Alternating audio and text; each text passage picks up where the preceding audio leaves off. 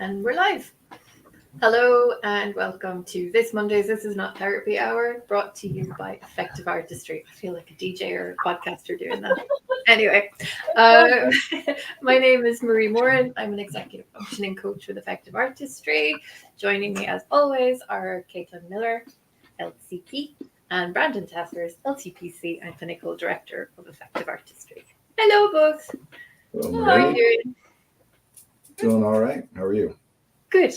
I was just saying before we started, I'm a little bit tired today, a little bit sluggish, but I'm just kind of shaking it off, literally shaking it off, and looking forward to chatting with you both. So, how are you both doing? What's been happening? What's on your minds? Doing all right. I'm also tired. Been feeling a little stressed this morning. Not totally sure why, but mostly fine. Things are good. I've been trying to embrace the season. It's getting darker much sooner, and it's interesting the implications on routine and stuff like that. So, yeah. Yeah, it's dark at about 7:30 here, which is, not fun. It's like that for us, right? Yeah. I think we're at a similar latitude. Yeah. How beautiful. We're at a similar latitude. Isn't that lovely? Something so cool about that. I don't know. There's something cool about that. I always think of the UK as being further north than it really is. I think it's about the same, yeah. That's true. I've heard people say that. Like in midwinter, I know I'm in the northeast of Scotland, so I know that it gets darker here about an hour earlier than it does back at home where my family are in Ireland. So I always feel kind of out of sync. Yeah. It's just 1 hour. Where you are in the time zone affects that too, and where we are here, we're right on the eastern edge of a time zone. So it gets darker earlier for us than others. Yeah. At the worst of it, the sun will be down like before 5 o'clock. It's the worst. Yeah. It's terrible. Yeah. Hate it. Yeah. Anyway. Oh, go ahead. Sorry. I was just going to say I've started switching on the fairy lights around. I was just going to talk about lights. Candles. I installed pink and purple lights all over my apartment, but each room has a different type of pink or purple, and it's so magical at night. That sounds lovely. Love it. It becomes like, I don't know. It's nice. It's a good way to like embrace the darkness. So yeah. But fairy lights are great. They are. I guess there's a lot I don't like about this time of year, but lights, twinkly lights, candles, soup, hot chocolate. Are you baking more bread? Food. I will be baking bread this week. It's becoming a habit. I didn't think that would happen, but it's becoming a habit. So yes, soups and breads and stews. I feel like a little witch in the kitchen. It's great. Yeah. It's still today. It's 80 in the 80s Fahrenheit. I think maybe 25, 26 Celsius. Oh my goodness. It was that over the weekend too. Yeah, the weekend. People were at the pool again. I was like, oh. I think it was like 18 Celsius yesterday. That's a warm day here. Yeah. It takes me so long to do the conversions on those in my head. I never I can't. So, if you're here in the chat, hello, we're not ignoring you. We're just rambling, getting settled in. Hope that wherever you are in the world, you are also cozy and comfortable right now. If you've got any questions or comments or anything you'd like us to talk about, please drop us a message in the chat. We'll take the conversation wherever you want it to go. I'm not sure. We did discuss what we might talk about this week. Possibly back to school. And how to prepare kids going back to school. Pardon? I think there was a topic that's been floating for a long time, supporting a child with speech delays, but I thought we would check if the person was in the chat. I don't know. Yeah. Yeah, and they haven't been for the I don't last, think they have. or at least they haven't said anything for the last while. Which is a topic we could talk about more generally, but the reason I prefer to have that person there is because that's a very broad topic, and there's not a lot to. That makes sense. It's hard to be helpful in any kind of like actionable way without more like speech delay covers a wide Yeah. swath of things. Yeah. But yeah, I don't remember if we talked about a topic. What was the topic last week? What was the topic last week? God, that was just a week ago. Last week, Yeah, I wasn't Marie and I talked. because you got like a good follow-up comment. So I was Oh, curious. there was a question about sharing versus oversharing, and we were talking about That's it, yeah. communication and rules and that kind of stuff. What communication and rules? Just rules generally. There's a rule for everything, Brandon, and a rule for nothing. I mean, you're right. There's a rule, or at least a potential rule There's for technically, everything, yeah. which, you know, How advantageous are they, though? Is a good follow. indicates that, yeah, if there's a rule for everything, they can't be that Oh, special, that's can true. they? Oh my God, that is such. My mind is blown, and it's only like 7 minutes in. This is great. That's such a good counter argument. Like, well, yes, there is a rule for literally everything, but there are so many different contexts that there can't be any. Wow, I love that. Cool. I'm glad. Thanks, Brandon. Yeah. We can continue that conversation, or I don't know, Marie and Caitlin, what either one of you interested in discussing? I'm very focused on you being a kitchen witch. That's like what I keep thinking about. I just love it when people drop in the word witchy into conversation. Oh, okay. But that doesn't mean it has to be a stream topic. That's just what's going on. Is that a particular phrase, kitchen witch, like head wizard? I've seen it, but only in like books that are on Amazon. Like, want to be spend $15.99 to be, and I'm like, no. So. What does it mean? Does it mean like, you know? Like essentially applying magical witchy principles to various aspects of life. So there's like a green witch, like a garden witch, and then there's like a kitchen witch. So, Okay. Yeah. but it's not like an official. I don't think it's like an official school of like magic or whatever. It's like a way to more like amateur and like day-to-day individual level, like practical focus kind of. I'm comparing it to the phrase hedge wizard, which kind of means. Tell me what that means.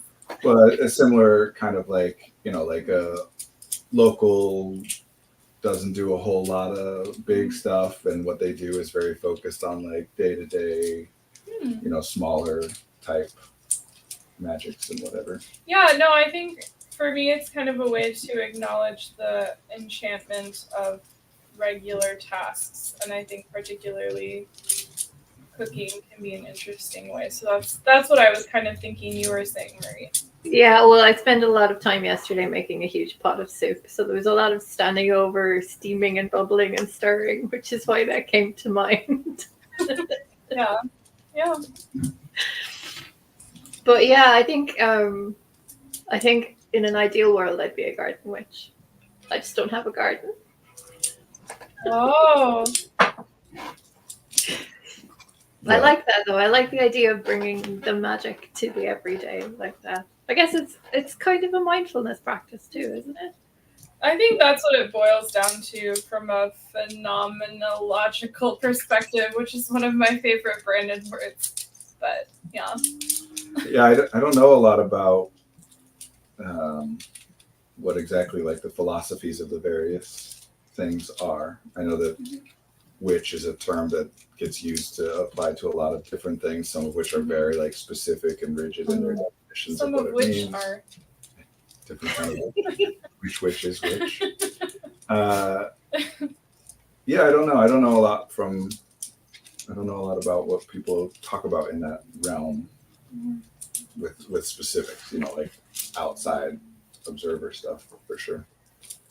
I do think there's a lot of like magic in the everyday. It depends on what you mean by magic, whatever. But a lot of what I find is worth talking about and pointing out to clients and reminding ourselves and whatever is how ridiculously strange so much of what happens to us and what we do and what we are is. And that because it's just like, as an example, when you go to sleep at night, that is wild. You know, like if you think about it as you just cease to exist with the faith that you will pop back into existence later on, is wild if you think about it that way. But it's something that we've all done every day of our life for our entire life, so we forget about how unusual it is. Or the way that we're communicating right now, like that we just make sounds, and that somehow like allows us all to connect and impact one another in ridiculously complex ways. Is again so strange. We're just used to it. There's a lot of what goes into being a human just day to day that I think is kind of under that umbrella of like, if it didn't happen to you every day and someone proposed it to you, you'd be like, no, that's not. No. Like, it's always been so strange to me that people walk around fully conscious, you know, thinking, being whatever that means, and don't like wonder about that. And obviously I have a particular, well, some of us do, but not everybody does. And that makes sense, because it's not the most useful thing to wonder about in many, if not most cases. It's particularly relevant to the work that we do and whatever.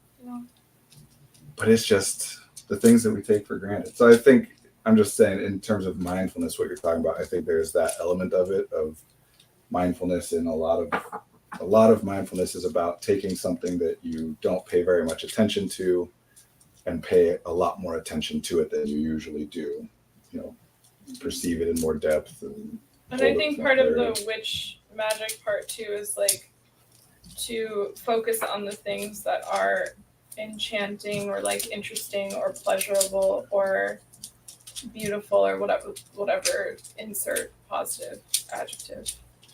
Which is more difficult to do, requires more effort.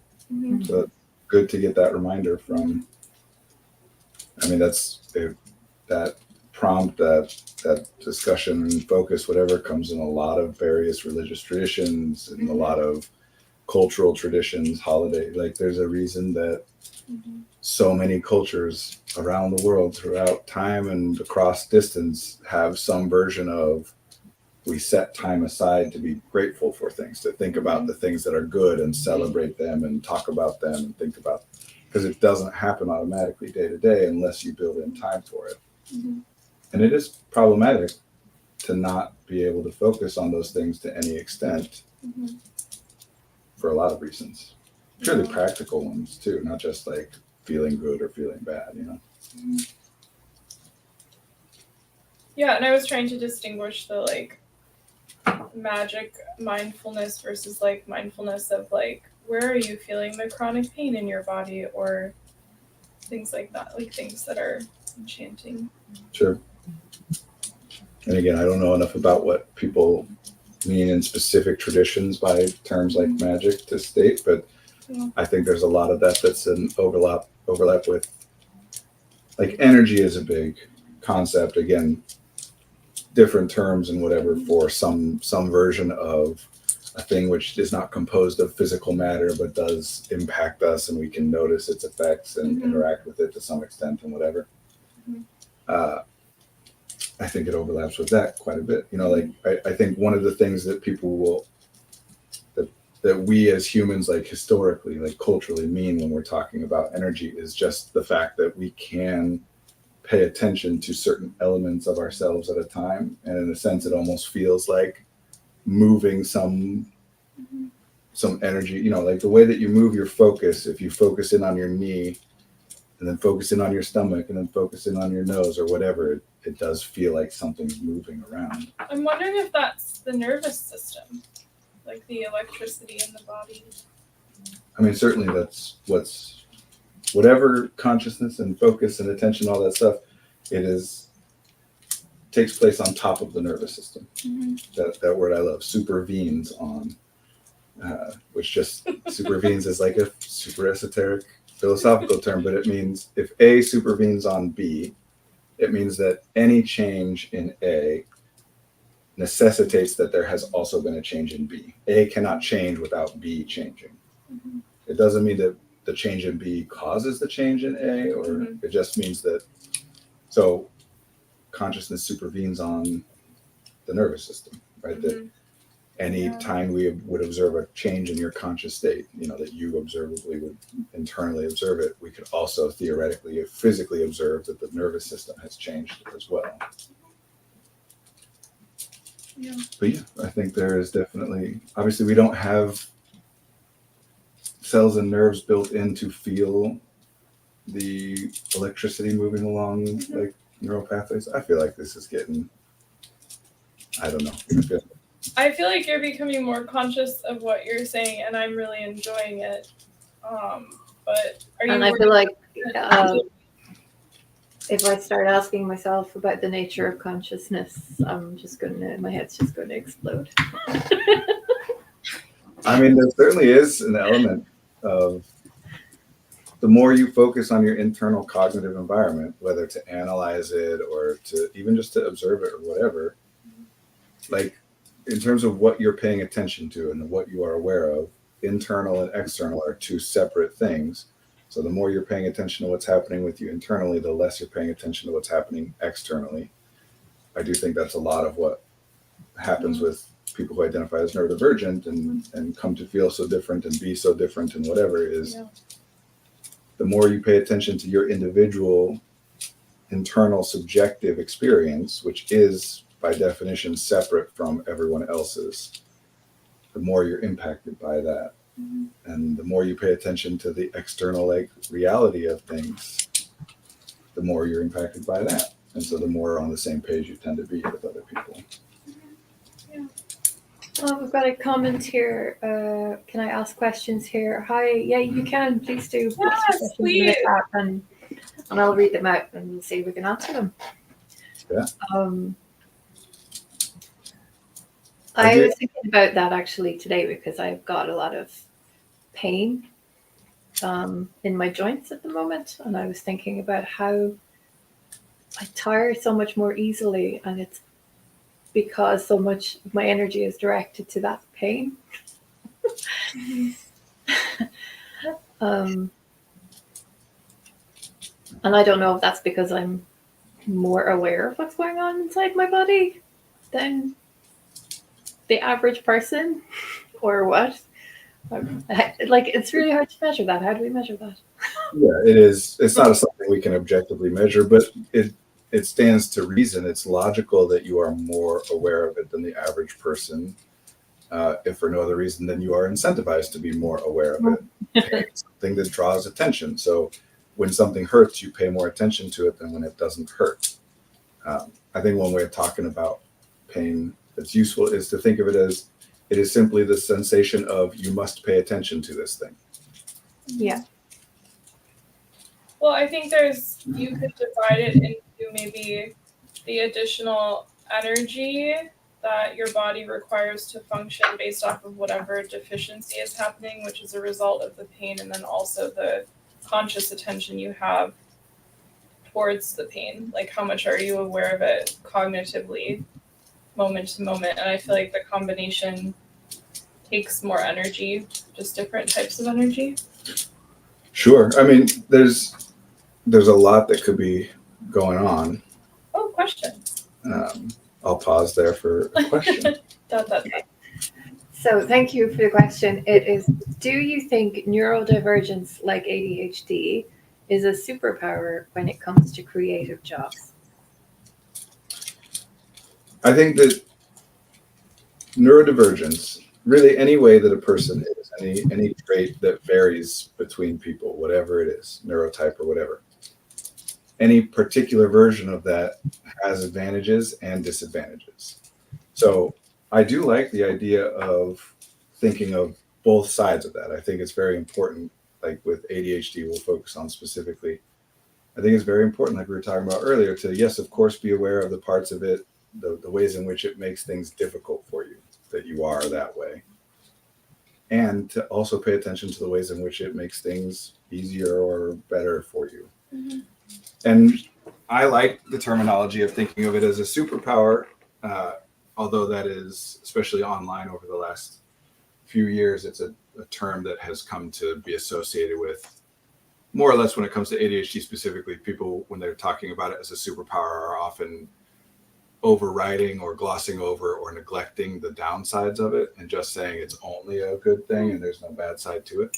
Mhm. There are upsides and there are downsides. And when it comes to creative jobs, I think that someone who has ADHD, is diagnosed with ADHD, identifies as having ADHD, I think broadly speaking, we could say that they are well suited to creative tasks, to creativity. Mm-hmm. Depending on the job, there are other elements of, even in creative jobs, there are other elements of it that they might not be as well suited for.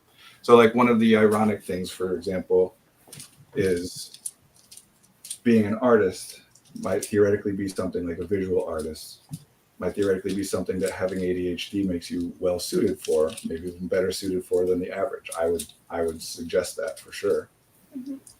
And a lot of visual artists, in order to do that work and get paid for it as a job, will also be doing it as individual artists or independent contractors, where they're needing to set their own deadlines and Mm-hmm. they don't have people who are holding them to particular schedules or helping them organize their tasks, which can be very, very difficult. Mm-hmm. Yeah.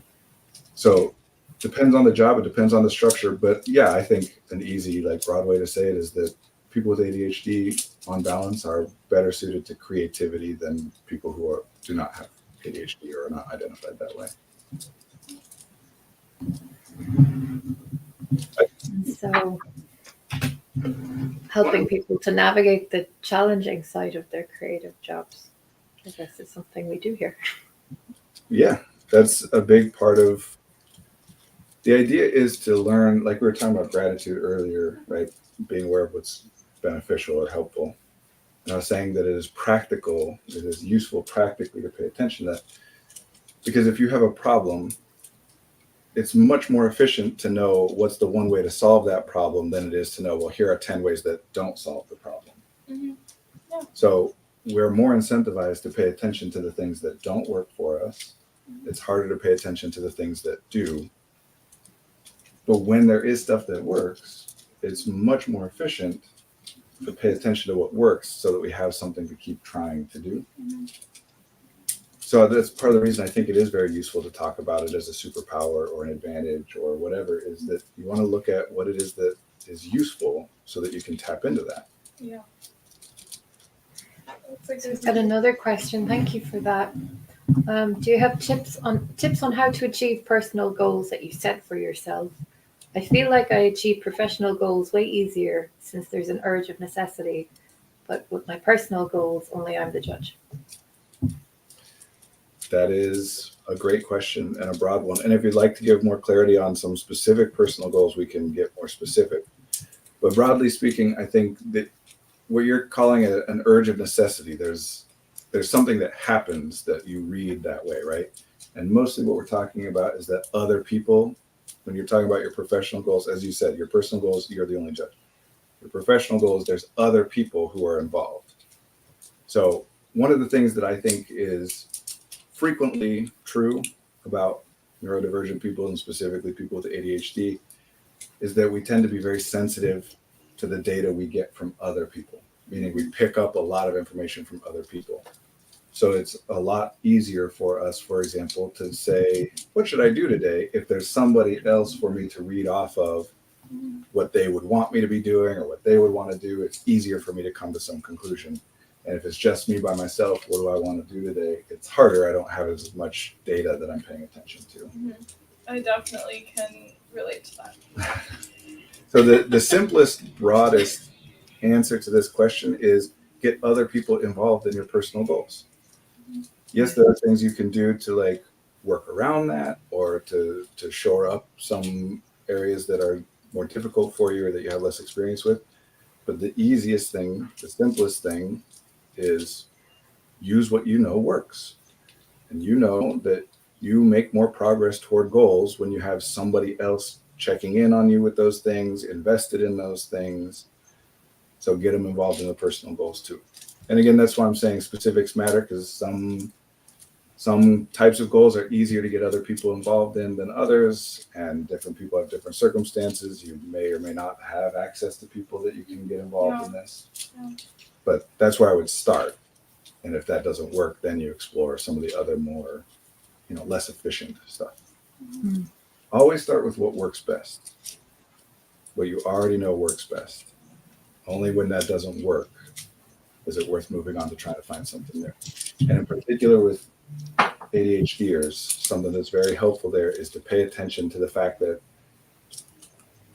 whether something works for you or not is not a binary thing. So like a very common thing that I'll hear from people is, I've tried a bunch of ways of organizing my tasks or scheduling my time or trying to get myself to do things or whatever, and nothing has ever worked. Which, of course, is an accurate thing to say for those people. But when you zoom in and get a more detail, like a more specific picture, what that usually means is something like, I tried using this particular calendar system and it worked. I was using it for like 3 weeks, and then I kind of fell off it and never got back onto it. And then you walk away from that saying, well, that system didn't work for me, which is a totally valid way to think about that. And it worked for 2 weeks or 3 weeks, right? Like work is a broad thing. Does it work or not? And if we think of it as, in order for something to work, it has to have started working and then never stopped working. Because if at any point in the future it stops, that means it didn't work. But when there's a lot of reasons for that, right? Like you can have an organizational system that works really well for you, and then you start a new job, or you have a child, or the holiday season hits and it's just real busy and everything falls apart. Yeah. And then when things get back to a place where that system might theoretically be useful for you again, instead of going back to it, you think, well, that was another thing that didn't work for me, so there's no point in using it again. Yeah, zooming in can be so helpful. Yeah.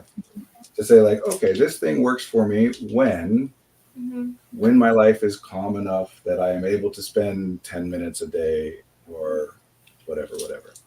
Can you read it to me? Because I can't see them. There are 2 new comments. One says, thank you for your response. We'll try that. And then my friend actually recommended this awesome channel to me. Do you know Joe? He says he knows you personally.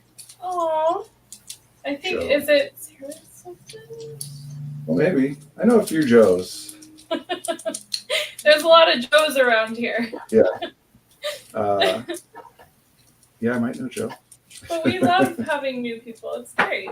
Yeah, we love engagement and questions and comments. Oh, okay. Oh, Joe Mama. Oh, that's so funny. We took the bait. You did. Or maybe they really do know a Joe, but now they're like doubling down on the joke. Who knows? I do know my mom, just to answer the question literally, if that's what you're asking. No, I like having these more specific and practical questions. I like talking about all different kinds of things, but I do like, and haven't had as much opportunity to talk about more specific practical things. Yeah. I know you've mentioned a couple of times, Brandon, about people with ADHD being sensitive to social data. Do you have a theory as to why that is? Is it a chicken and egg thing? Is it being more sensitive to social data is a sign of ADHD? Or does one supervene on the other? So the way I talk about it, and this is the way that technically, like any way of talking about things and using language that is useful to a person is useful. But in terms of what is ADHD, it's a disorder, it's a construct, whatever. And therefore ADHD can't cause anything. Right? Saying that my ADHD causes me to X, Y, or Z is the equivalent of saying my homosexuality makes me attracted to people who are the same sex as I am. Could you use symptoms in the same sentence? So like my anxiety is causing X, Y, or Z, or do you feel like that's similar to using my ADHD is causing X, Y, or Z? No, that would be different, but again, it would matter the context, right? Like my anxiety is making me very tired is something that would be valid, but my anxiety is something that makes me worry about stuff. Probably not. Like the fact that you worry about stuff is what the anxiety is. Okay, that makes sense. So the way that a person gets diagnosed with ADHD is because they are experiencing a certain pattern of symptom, behaviors, experiences, whatever. We look to identify those patterns, and when we find them at a certain rate, then we say, that qualifies as ADHD. We don't have, this is a very common misconception. There is not a way to do a brain scan of a person and say, this is an ADHD brain. It doesn't exist. That's why every single one of you, and anyone who is diagnosed with ADHD, did they scan your brain? No, that's not how that works. So there's lots and lots and lots of theories about what could cause a person to experience those things, to have the patterns of behavior and experience and whatever that we call ADHD. And it is also quite possible, in fact, I would say pretty much has to be the case, that there are many, many different things that could affect different people who all end up experiencing those same things. It could be that if a person does not sleep well, or they don't restore things in their sleep the way that people typically do, that results in the pattern of symptoms that we call ADHD. It could be that there are genetic things for some people that cause them to process chemicals in different ways, or that there are different neural pathways that are more likely to happen in particular types of brains. And we don't know. Yeah. And there's not, unless you're a medical researcher, there's really not much point in you trying to figure that part of it out. It's fun to think about, but it doesn't really do anything for you, right? And just to clarify, the opposite end of the spectrum within the medical model would be like doing a scan and seeing a cancerous tumor and checking if it's cancerous, and then knowing there is a physical correlation with an illness. Yeah, you literally have cancer. A disorder. This is one of I love these word things, right? Where no one would ever say attention deficit hyperactivity disease. No one would say that. Yeah. They know that the word there is disorder, right? And no one would ever call diabetes a disorder. They know it's a disease, right? But people mostly don't know why one is called a disorder and one's called a disease. You just learn by kind of rote and repetition which one to use where. But they are categorically different things. A disorder, in order for something to be a disease, it has to have what you were just referring to there, Caitlin, which the technical term for is pathophysiology. We have to know what the mechanism is that is causing it. When you have the flu, what's happening is you have a bunch of symptoms. I had the fever and I'm nauseous and vomiting and whatever.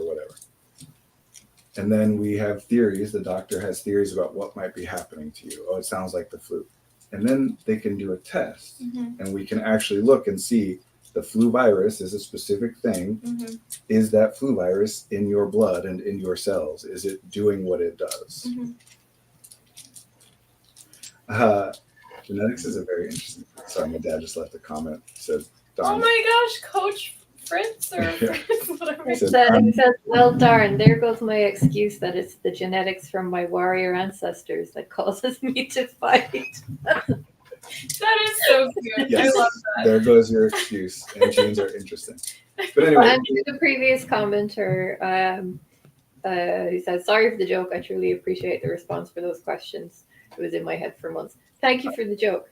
Yeah, no, Thank you for It was hilarious. It's funny. It's hilarious. And by the way, such a stereotypically neurodivergent person thing to do to make a joke and then apologize for making I it. do that all the time. Yeah. Even when people laugh, I'm like, wait, sorry.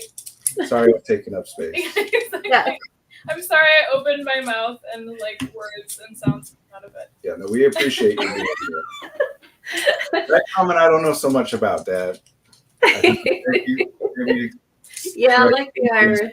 Yeah, that's all we do is apologize. It's true. We say sorry all the time. We should say, I am not sorry for saying the following thing. Well, that just seems unnecessary. Or maybe it's the fighting that you were talking about. It's the fighting Irish, is that it? So in order rather for than me apologize. in order for something to be a disease, an easy like casual rule of thumb, a way of saying this is it has to be observable in a corpse. You know, Which is so if casual. someone has cancer, we can see the cancerous tumor even if they're dead. If someone is infected with a virus or a bacteria, the virus and the bacteria we can still see even if they're dead. Right? So medicine works that way. Medicine, you say, here are my symptoms. The doctor comes up with some theories about what might be causing those symptoms. And then they can test to see whether or not that theory is correct. Oh, that sounds like diabetes. Let's check your insulin levels. And if it turns out, yep, they're low, that's called diabetes, and here's what we do. Or if it turns out, nope, your insulin's fine, so it must not be that, then we move on to the next theory about what it might be and try another thing. Yeah. Because the diabetes is an interesting example, though, because sometimes people can change, if they're right on the edge, they can change their blood sugar levels and then be considered like subclinical diabetic, or like pre-diabetic is a thing. Yeah. There are ways of testing, though, to my understanding. Certainly I'm not a medical doctor, but my understanding is that you can actually test. There's something you can test which gives you a picture of how blood sugar levels have been for the previous 3 months. So it's not just checking in that moment. And if your blood sugar has been consistent or whatever for 3 straight months, then it's... Yeah, but with like diet, exercise, whatever different changes people can make, they could have a subsequent 3 months where they didn't need medication and it wouldn't... That's getting... Really? That's so interesting. It's just... Well, that is absolutely theoretical. Like, that's a thing people say. Some people say and some people believe. Others will not. Yeah. So we want to be careful that about, makes sense. Yeah. Because that can get interpreted by people sometimes as like, well, if you took care of yourself better, you wouldn't be diabetic. Oh, yeah. Yeah. No, that's not what I mean. Because diabetes isn't about blood sugar levels. That's the symptom, or that's the thing which causes the symptoms. But it's about insulin production, again, to my understanding. Yeah. Anyway. No, that makes sense. That's helpful. When it comes to disorders, the way that we diagnose a disorder is you show up, you say, here are the symptoms I'm experiencing, and we just match those symptoms against the possible list of disorders, and whichever one it matches, that's the one you have. There's no second step of, we say, well, it sounds like ADHD to me, let's run a test to see. There is no test for that. And I know that that sounds silly to some people because many people have been tested and in order to get diagnosed or ruled out a diagnosis of ADHD. That's not how that's supposed to happen. And that's a whole another conversation. It's a reason that we do that for things like ADHD and autism and dyslexia. There's a reason we run those tests for things that are most commonly, at least historically, things that we're looking for in children. But you don't need to take a test, right? Like if you tell your therapist or your psychiatrist or whomever that you match the clinical diagnostic criteria for major depressive disorder, they don't then run a test to see if that's the case or not, to see if you're telling the truth or not. There are certain disorders that are mostly historically applied to people because someone outside of that individual is trying to figure out what's going on. Parents and teachers and whatever. And those ones are treated differently, which is a cultural thing and a health insurance thing, and it's not great. Anyway, not getting too much into that. If medical doctors worked the same way that this stuff worked, what we could call mental health or whatever, then it would be like you'd go to the doctor and say, I've got a fever and chills and I'm really nauseous and throwing up. And they'd say, okay, you've got fever, chills, throwing up disorder. And that's it. And then we don't really know what to do. We don't always know why it happens, but there are some theories and some correlations. And often it is helpful for people who are experiencing this to try this thing or to take this medicine. So we can just start trying some of these things and see how it goes. And if things get better, that's a good sign. And if things get worse, we'll stop that and try something else. It's a useful and valid way to go about this stuff. It is not the same and people conflate it. So no, nothing that is called a disorder causes a thing. It is still very useful often in speech, like in communication, to phrase things that way. I think sometimes people get confused with like, oh, well, I have ADHD I got prescribed Adderall. Adderall's helping me, so therefore, like, there's almost like a feeling of having a disease, even though it's technically a disorder, because it seems like the psychiatrists in general make it seem as though you have this, so we give you this, and that's it. Well, and there are many, including therapists, and like there are lots and lots of people who this is their job. What we do and what we're talking about is their job, and they still think of it and talk about it as though it is a disease. Mm-hmm. But just as an easy way for people to remember this, it's right in the name. Mm-hmm. Disorder. Mm-hmm. In order for something to be called a disorder, what we mean is that whatever is happening, the pattern of experiences is not orderly. Mm-hmm. And in order to say something is not orderly, we first have to define what is orderly. Mm-hmm.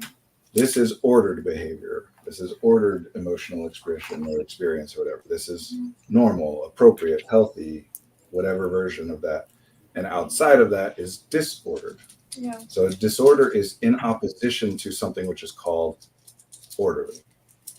Again, you can look through like different cultures and different historical, like ADHD, whatever it is that leads to these experiences, is not theoretically new to our species, right?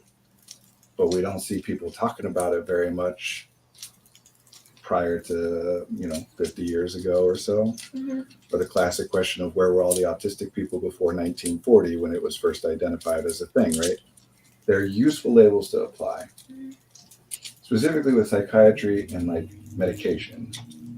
That there's historical context to this, and you know how much I love going on context. And It's really fun. initially, the things that we would now call disorders were mostly just thought of as character flaws or moral failures or personality weaknesses that they can just be, it's just about the person is being punished or they're not trying hard enough or they're cursed or whatever.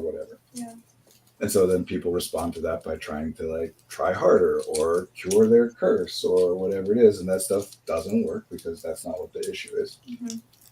And then there was a very helpful and important movement that especially like in the United States, at least, kind of peaked in the 1980s of saying, look, these things are not things that are just about a person is making bad choices, right? That in the same way that people will say about various things that are true of them, I was born this way, which doesn't literally usually mean I have genes in my body that meant that I was always destined to. It usually means I didn't choose to be this way, and I have no ability to choose to be different than the way that I am. Mm-hmm. So similar kind of thing was applied to this stuff, depression, especially earlier on. And there was a whole thing about like that kind of attacked the stigma of, it used to be that if you were seeing a quote unquote shrink, right, that means you can't hack it and you're weak and whatever. And then it became, no, this is a thing I struggle with and there's nothing wrong with getting support in it, including medication. Mm-hmm. We started, people were testing and exploring using pharmaceutical interventions for these conditions. Mm-hmm. And there's a lot of benefit found there. Mm-hmm. And of course, it is still, even like people with ADHD will take Ritalin and it doesn't help and it makes it worse. Or Vyvanse or Adderall. There's a reason that, or people who have depression will cycle through a bunch of different because we actually can't say this is exactly what's happening and therefore this medical intervention will assist you. It's a statistical thing. People who report the same thing or similar things to what you're reporting, such and such percentage of the time they'll be benefited by trying this thing. So let's try it and see what happens. So it is useful. It's still not a disease. It's the same as like any intervention. Take it off of biological intervention, right? That, people with, what are some of the like common tips out there, Marie? People with ADHD will often be benefited by body doubling. Body doubling is helpful for people with ADHD. Does that mean that every person with ADHD, when they do body doubling, it'll work? It'll help them accomplish? No, there's like contextual factors and variables. The big thing is behavior. Anything that's about behavior is by definition, complicated beyond our ability to understand. Mhm. There are way too many variables. Yeah. Oh, they stole that thing because they're impulsive and don't. And also, if that thing wasn't there, they wouldn't have stolen it. Like there are contextual factors. Yeah. There are. Yeah. So it's useful to find patterns and label those patterns. It's useful to identify things that help more often than they don't. And Sometimes I think that I'm guessing you'll find something interesting to say from what I'm about to say, but sometimes I think that a lot of disorders have existed for a long time, but that our use of language as a culture reorients around labeling certain behaviors either as pathological or as like different things. So like creativity could have been hypomania and now it's autism or so. Like, does that make sense? How the disorders technically didn't exist historically within that society, but that the behavior has nearly always existed? well, so that is a valid and common theory, although mostly that still kind of rests on this idea that there just is something about some people biologically that makes them certain ways. No, I'm not. Yeah, I don't think that. But usually when people good- are saying that, it's like, oh no, this person through history was autistic and that person had ADHD, and we just use different terms. But what you're talking about, and I agree with you, right? Like, that's the point. Culture changes, language changes, what is considered to be pathological or not changes. Yeah, and I'm not thinking about like this certain person throughout all the eras, something's wrong with them and we just switch out the name. Like there are some people who would say, oh, this is a great quality, and then 70 years later it's like, this is a really bad quality, this is a very bad behavior. Some of that for sure changes in terms of like the mores of the time, that people, a culture will value a thing and people being that way is great, and then later a culture will value the opposite of that thing and people being that way is bad. Really bad, yeah. But also people being that way, whatever it is impacted by their culture. That changes. So to say that if someone from the past was alive now, they would be a certain thing, or if I was alive at a different time, all that hypothetical stuff is, I think, intellectually interesting. But, and I'll say, especially people who identify as neurodivergent, there are problems when you take it too seriously and think of it as a definitive thing rather than just an intellectual exploration. And one of the things that is a problem with what you're pointing out, or at least a potential problem, is let's say there's a particular pattern of experiences, X. And at one point in history and in one culture, we refer to X as being touched or, having the gift. And that at a different time we say, oh, X is actually being schizophrenic. Yeah. That once we identify it as pathological, although there is at least theoretically utility in that, or we wouldn't do it that way, we also then run the risk of taking something which may have not been as big of a problem as we're talking about it being, and turning it into something where when it happens, people are now freaking out about the fact that it's happening more so than the actual thing that's happening deserves. When they start to make connections, and when we like talking about ADHD as a superpower is, I think, actually a wonderful response to a lot of what's happened over the past 20 or 30 years. Where it's been, you have ADHD, that's bad. Well, and what that means, because like how we talk about language and attention and perception, that means that you focus on the ways in which it is bad, and you don't notice the ways in which it's helpful to you. And so then you don't carry those things forward. You don't think about what you are well suited to. You only think about what you're poorly suited to.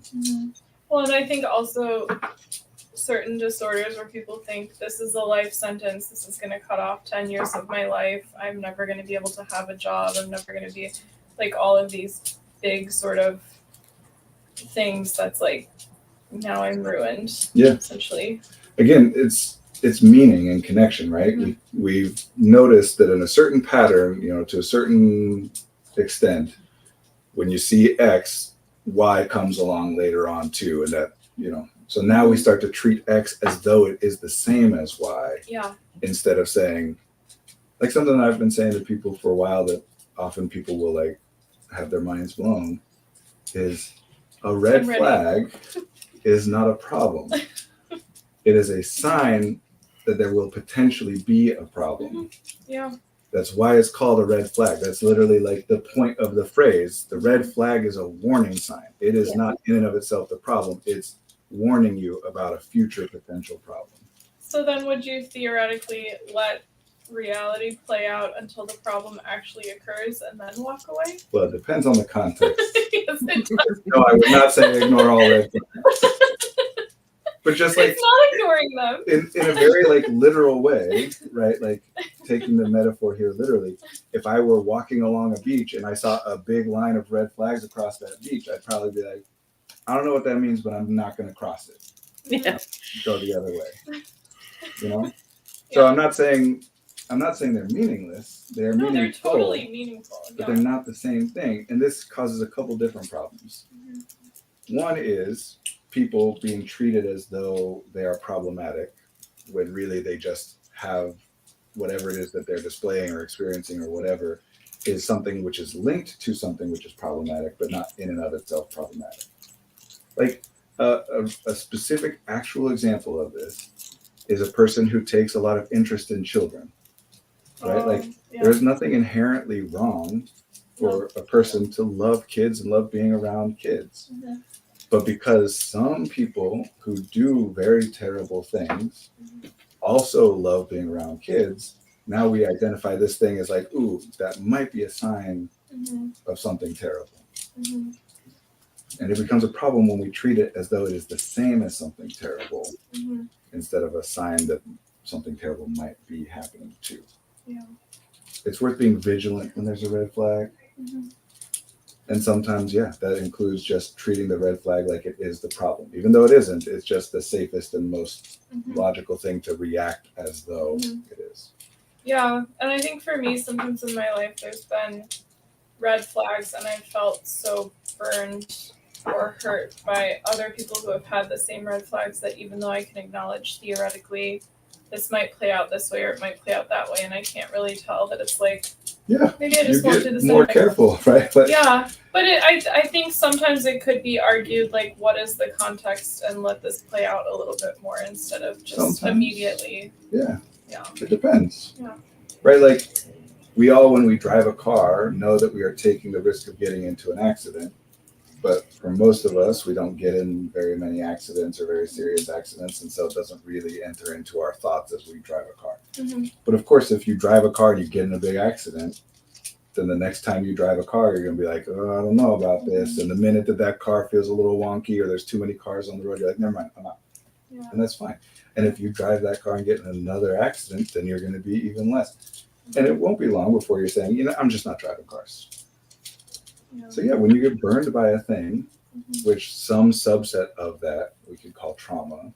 Not everything here counts as not trauma. Everything, but a lot of it. But when something terrible happens to you, it makes sense to say, I'm going to be more careful about pretty much everything that was related to that, to whatever that traumatic thing was.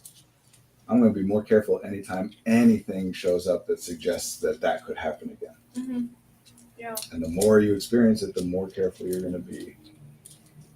A more mundane version of this, especially for neurodivergent people, mundane, I don't know if that's the right word, but not necessarily, we wouldn't usually call this trauma, is social anxiety.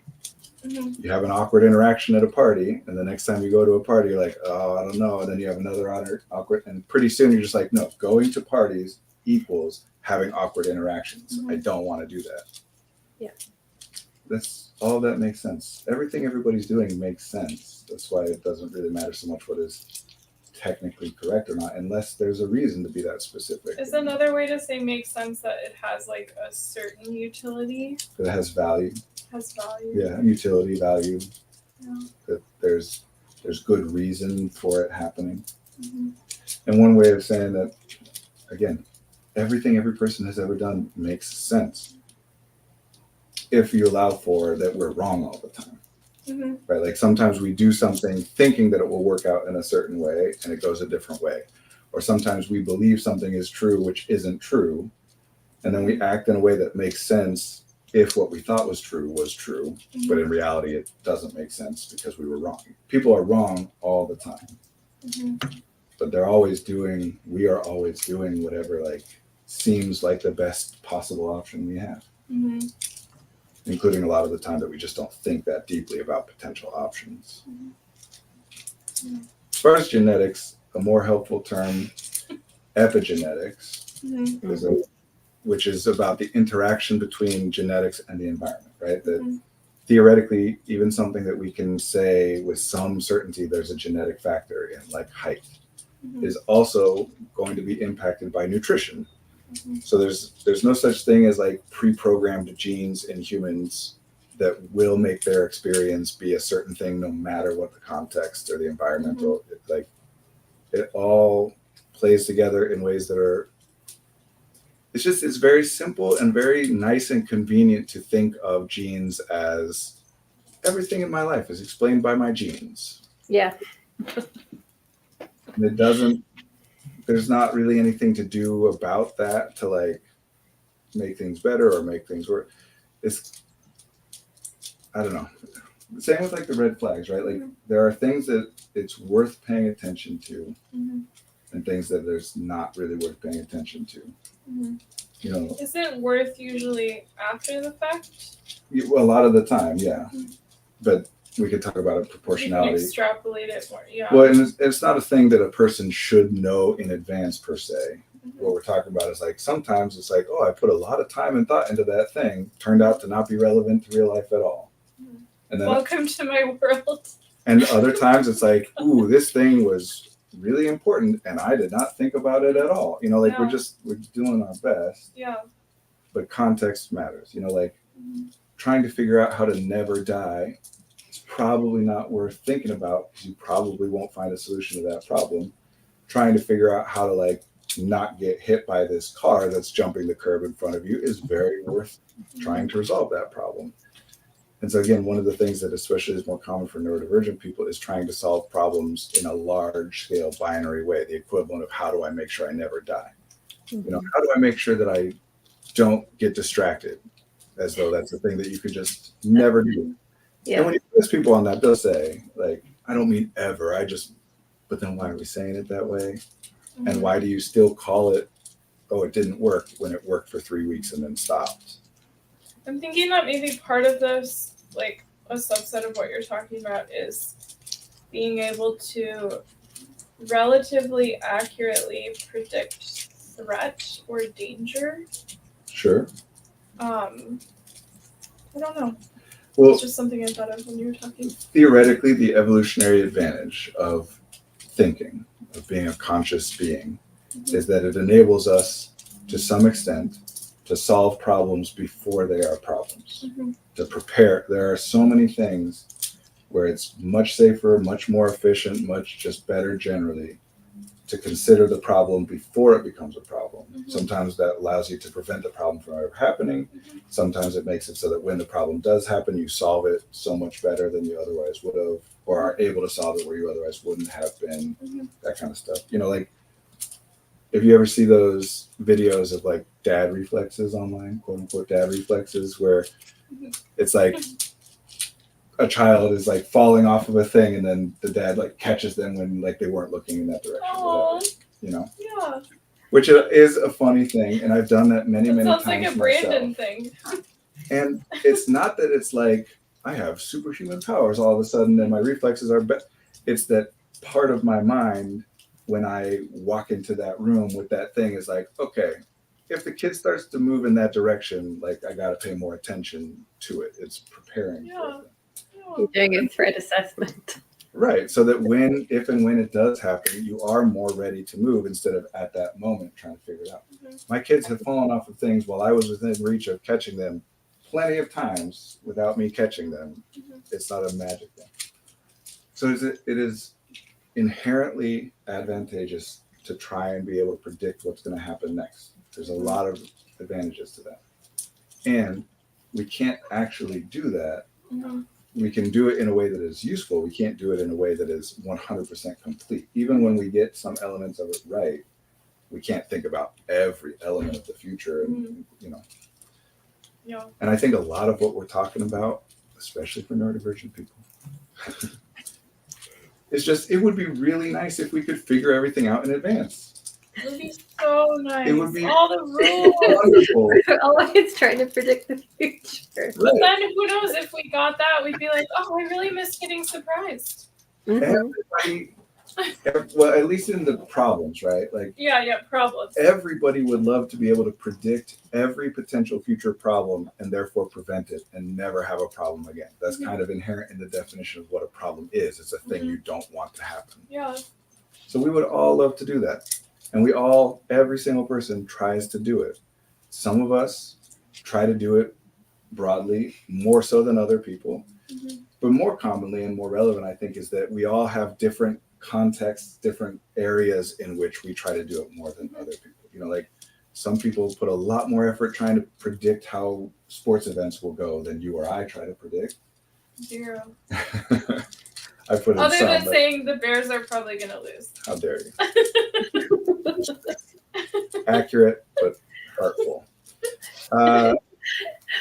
No, like we all have our own areas of expertise, specialty, you know, the things we pay most attention to and whatever. And yeah, I think part of what it sounded to me like you were referring to is the better you do at that in any given area, the better you're able to predict, the longer it will take before you give up on trying to predict it. We all know you can't actually predict everything. There are plenty of things that we would like to figure out in advance and you just can't. But the better you do, you know what I mean? Like if I'm just, this is the first thought that popped in my head. If I'm trying to shoot a basketball, like, you know, hit a 3-point shot or whatever, how many times I have to miss before I just give up trying is going to be modified in part by how many times I have made that shot in the past. Yeah. If I make it a ton, then even if I miss 3 in a row, I'm like, no, what? I'm going to keep going. I can do this, and I'll go and I'll go. If I've like never made that shot, I'll try 3 or 4 and be like, yeah, this isn't happening. So one thing that happens for neurodivergent people sometimes, I mean, again, everybody in their context, like how many bets do you have to lose before you give up trying to bet? Depends in large part on how successful you have been in the past on predicting the outcome. But neurodivergent people, we do a lot of what we're literally doing right now, right? What people come and ask questions for is, let me anticipate this future problem. I'm going to set a personal goal for myself and I'm going to fail to achieve that goal because that has happened a lot. So let me try and figure out how to do it in advance. And there's utility in that. And also, sometimes we will stick on things. I got to figure out if this person is mad at me or not without asking them if they are mad at me. Some people are going to think about that for 10 seconds and be like, nah, I'm just going to ask them. That's enough. And some of us are going to be like, no. I know it's been 3 months, but if I have more time, I can figure this out. So funny. Which, by the way, another result of that is the things that you continue to try the longest before giving up on them are the things that you will act as though they are the most important. Other people will say to you, why are you trying to figure that out? It doesn't matter. But you know it does because you've done it a lot and you're so close. And we'll say to them, like, why are you spending your time on that? It doesn't matter. And they're like, no, you just don't understand. We're incentivized to treat the things that we do the most successfully as the things which are the most important. So yeah, neurodivergent people doing a lot of psychoanalysis, you know, self-reflection. Why am I the way that I am? What is it that's going on with me? We have a lot Feeling bad about quitting things that don't serve us. Yeah, just general rule of thumb, you should quit faster. Yeah. If you think you quit things too much, you should quit faster than you do.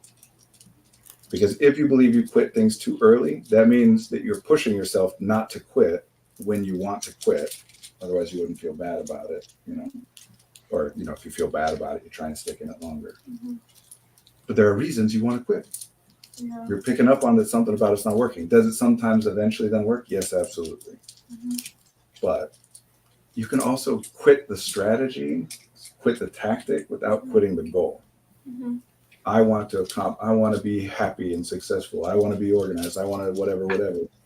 There are a lot of different ways to get to that. Yeah. And if you just pick your first one and try it and it isn't working and your response to that is, no, I'm going to keep trying this and trying it harder. It typically, especially depending on the goal and especially the more broad the goal, better return on investment you're going to get by saying, tried this one, didn't work, let me try the next one. Mm-hmm. Instead of continuing to try a failed strategy. I'm tired all the time. I need to go to bed earlier. Well, that didn't work. But tonight I'm really going to go to bed early. Mm-hmm. Well, I didn't do that, but tonight I'm really going to go. Like, there are other things you can try. Don't get locked onto one thing. I know we got to go. I got to. We're at time. Yeah. Bye. This has been fun.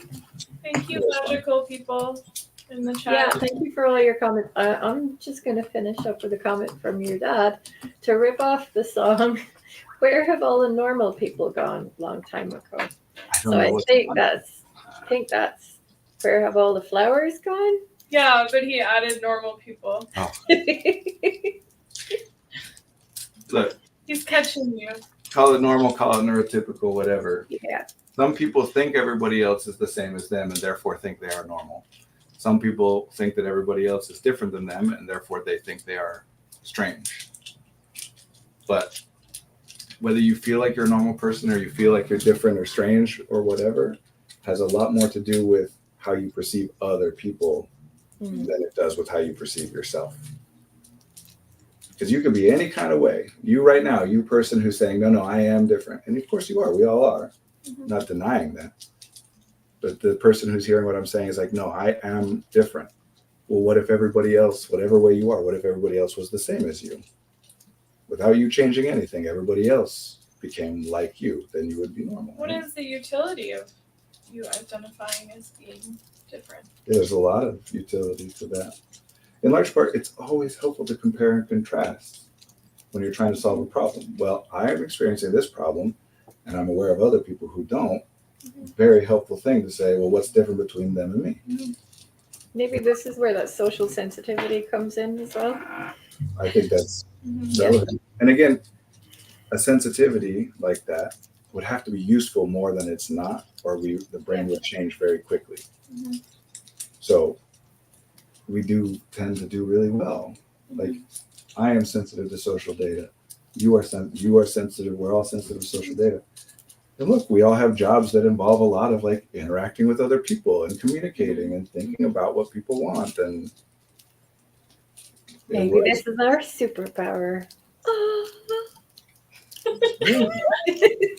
All is a superpower when you want to play in the NBA, and it's a disability when you want to fit into a very small space. You know, like every way of being is advantageous and disadvantageous situationally.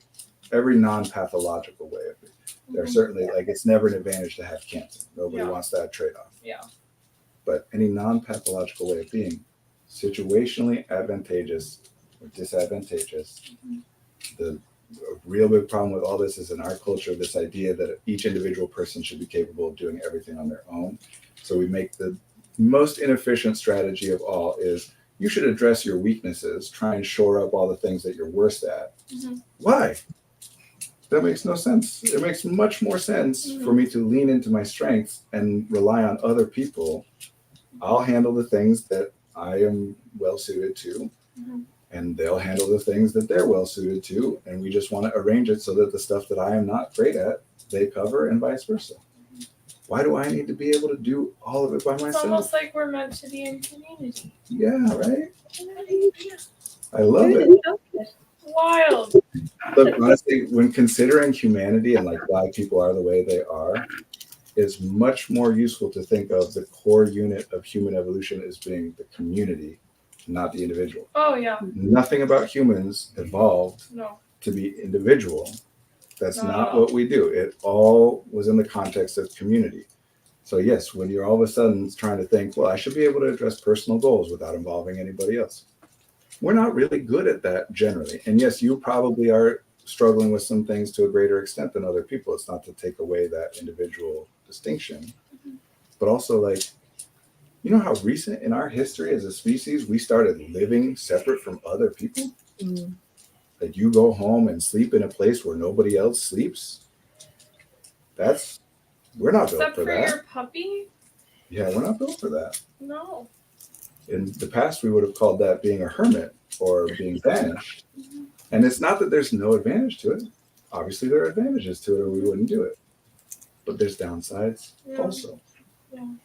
Stop trying to do everything on your. That's why I said the easiest, simplest is start with what you know works, which is getting other people to help. That's kind of always the answer to every question. If Or you it can, depends. Or yeah. just try loving yourself a little bit more. Yeah, I really do gotta go. I'm like 10 minutes late. All right. Have to Thank go. you both, and thank you for joining us. Thank you for being in community with me today. Thank you for being in community with us at the same latitude. I love it, and it's accurate, but it also felt real culty to say that. Yeah, a little bit. Oh, I thought it was do. sweet. It is sweet. Yeah, Thank I've been, you. yeah, All right, my heart. Okay. Hopefully see you both next week, same time. the plan. I will not be here next week. I'm going to a wedding. Oh, we'll have fun. Ooh, on love? Yeah. Oh my gosh. Brandon, we're going to need to talk about that. All right, good to be with you all. And you take care.